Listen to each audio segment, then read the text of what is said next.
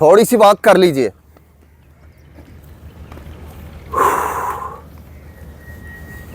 Centre में आके hip dial के मुताबिक पांव खोलिए, सीधे रखिए पांव। अब इस तरह नीचे बैठना है, केड़ियां लगी रहेंगी, हाथ पांव के दाएं बाएं आएंगे, सामने नहीं, पांव के दाएं बाएं। आइए, अपने पांव के बराबर रखिए अपने हाथों को। जब आप उठेंगे हाथ नहीं उठेंगे, हथेलियां समझ ले जमीन पे चिपक गई हैं। फिर जो साथी ऐसा ना कर सके, वो रिकमेंड है कि मजबूती से अपने टखनों को पकड़ के रखे।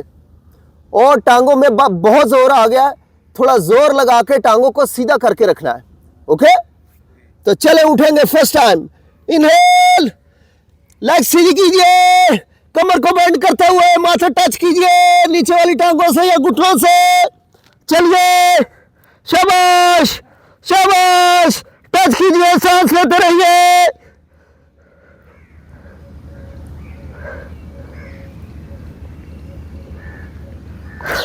Exhale down.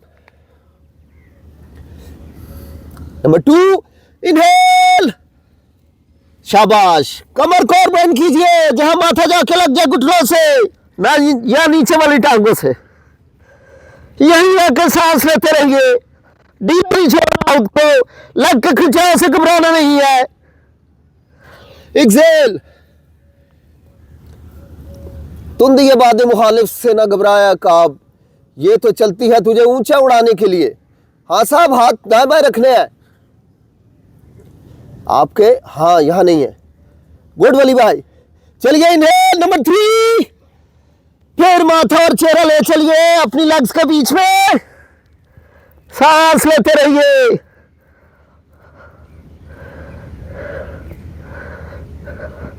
Exhale down. 4 हो गए, सांस लीजिए, आखिरी इनहेल, फिर चेहरा ले जाइए लेग्स के बीच में, वहां छोटे छोटे सांस लेते रहिए।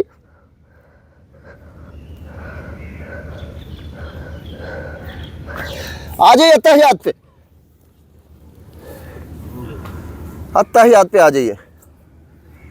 हल्का सा इसको बेशक पास कर लें या चलने दें, तरह लगा लीजिए, या प्रेपोज या इसको फीलिंग पोज भी कहा जाता है। 3 नाम है इसके। राइट एड़ी पे बैठना है, एड़ी को उठा के रखना है। अब वैसे तो आपने इनहेल करके जमीन को छुए बगैर उठना है, लेकिन जिन साथियों में थोड़ी सी मुश्किल है वो जमीन पे हाथ रख के दूसरी तरफ जाएंगे। बाकी के साथी सांस खींचेंगे सडन, तो आपके ब्लड और मसल को जबरदस्त ऑक्सीजन मिलेगी, जिससे वो जबरदस्त काम करेगा। चलिए उठिए, इनहेल, राइट एड़ी पे बैठिए, लेफ्ट पांव की पंजे को आसमान की तरफ कर दीजिए। इनहेल अप, स्लो आइए, शाबाश, मसल को सही मानों में स्ट्रेच होने दें, तेजी से नहीं आना। अप, शाबाश, राइट पे बैठिए, लेग को स्ट्रेच होने दें। कसूरी साहब क्या कर रहे हैं, लेग को सीधा करें, एड़ी लगाएं नीचे और पांव का पंजा आसमान की तरफ करें, जैसे शाहिद भाई ने किया हुआ है आपके आगे, वो जैन भाई ने किया हुआ है। अप, शाबाश, down, change change change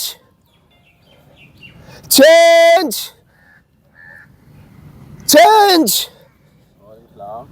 change change, शाबाश, चेंज। और जान छूट गई। 10 स्टेजेस हो गए हैं रेमो भाई, हमने 10 स्टेजेस कर ली हैं। आप बहुत देर से आए हैं। आइए, लेग्स लंबी कीजिए, शाबाश,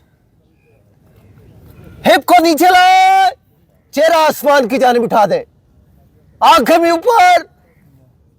एक्सेल, पीछे लेके आए खुद को, माथा नीचे लगाइए, लेग्स को तन के रखिए, जबरदस्त प्रेशर लेग्स के अंदर। आइए, स्लोली इनहेल करते हुए नीचे, hip down, face up, exhale, hip down, sorry, hip up, face down, inhale, hip down, face up. आसमान देखना है, सही ट्रैक नहीं देखना। Exhale down, inhale up, exhale down, inhale up, exhale down, inhale up, exhale down, inhale up, exhale down, inhale up, exhale down, inhale up, exhale down, inhale up, face up, exhale down, inhale up. यहां अपने आप को बिछा दीजिए नीचे, right बाजू जिस्म के साथ रखिए, लेफ्ट घुटना बेंड करके चेहरे की राइट साइड नीचे रख के मकर आसन में जाइए। मकर आसन, स्लीपिंग बेबी पोज, आंखें मुंह बंद करके। हाँ, चलने दे भी, प्लीज बातें नहीं, नो टॉकिंग।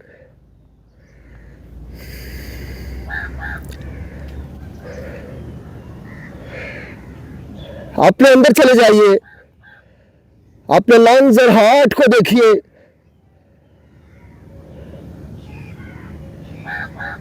अपने बॉडी का टेम्परेचर नोट करने की कोशिश करें। मसल्स के अंदर पैदा हुई बहुत जबरदस्त ताकत का मुजाहरा कीजिए, मुआवजा कीजिए। अपनी आम जिंदगी में जितनी स्ट्रेंथ और ताकत इस वक्त है, आपको जिंदगी में पहले बहुत कम नसीब हुई होगी। आइए साइड चेंज, मकर आसन साइड 2।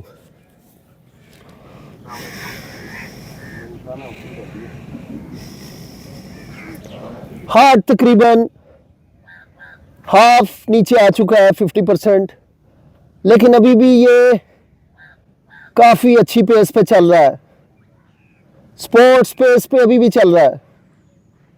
धीरे धीरे आंखें बंद करके इसको नॉर्मल होता हुआ देखिए। अपने जिस्म के अंदर दौड़ते हुए इस ब्लड को देखिए, जिसके साथ एक रोशनी है, मध्यम सी रोशनी, जो अब आपके हाथों और पैरों में बह रही है।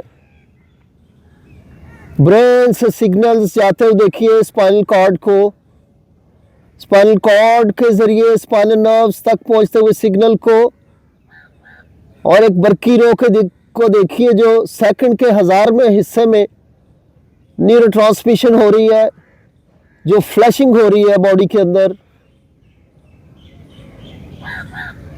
हार्ट और नॉर्मल हो चुका है, बेइंतहा रिलैक्स। आइए राइट हाथ रखते हुए साइड पे उठिए। दोस्तों हमारा थोड़ा सा एक्सप्लेन बताना। दोस्तों ये आज हमने एक इंतहाई खूबसूरत फ्लो किया है, जिसका नाम अर्थ सैल्यूटेशन है। इसका अंदाज़ा लगाइए, आपकी लेग्स में ये पावर कैसे है। आपने फील किया, ये पावर आपने ज़मीन से एक्सट्रैक्ट की है। ये पावर जो है ज़मीन से एक्सट्रैक्ट की है। आपने देखा है, जो लोग हाई जंप करते हैं वो दौड़ के आते हैं और एक दफ़ा पाँव को ज़मीन पे इस तरह से मारते हैं कि ज़मीन रिबाउंड इफेक्ट देके उसको उछालती है और वो लेग्स ऊपर करके दूसरी तरफ चले जाते हैं। जितना मर्जी दुनिया का तेज तरीन बॉलर हो, जब तक वो एंड में आके जंप ना ले, ज़मीन से पावर ना खींचे, उस वक्त तक उसकी पेस निकल नहीं सकती। मुझे याद है, जैसे फुटबॉल में आपने देखा होगा, दुनिया में कोई भी शख्स क्रिस्टियानो रोनाल्डो तक नहीं जा पाता। वो ऐसा एंड में ज़मीन को मारता है कि वो दूसरे जो लोग खड़े होते हैं वो तकरीबन 6-6 फुट ऊपर उठ जाता है। जहाँ तक उसके पाँव होते हैं वहाँ दूसरे फुटबॉलर्स के चेहरे होते हैं, इतनी ऊपर चला जाता है वो।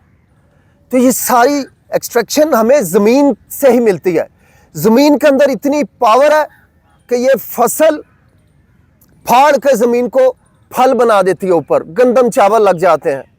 ज़मीन के अंदर इतनी पावर है कि आप, पहले भी कह चुका हूँ, आप 18-20 घंटे का एयर टाइम में ट्रैवल करके आए हैं।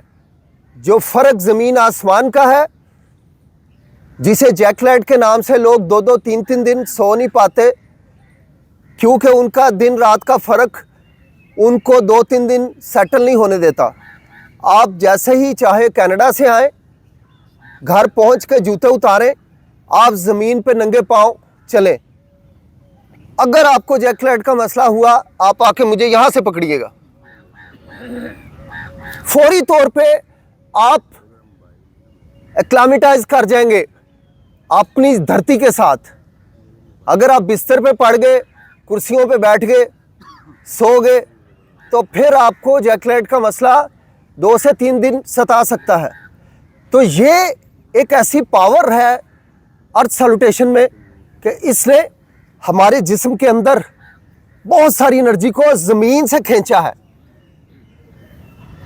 आपने इस दौरान देखा होगा, आपको एक बड़ी हैवी फीलिंग आती है कि आपका जैसे यहाँ तक टांगे 0 मीटर लगा दी हैं किसी ने। लेग्स में इतनी पावर आ जाती है। इसी तरह हमारी स्पाइन में ज़बरदस्त पावर आती है। हमारे शोल्डर्स में और बाजुओं में ऐसी पावर आती है जो बेमिसाल होती है। तो आज का फ्लो करने पे, मैं चूँकि आजकल आपको देख रहा हूँ, माशाल्लाह सारे साथी इसको अच्छा कर रहे हैं डे बाय डे। ठीक है, जाकुल्लाह खारा। इसको मिस मत किया।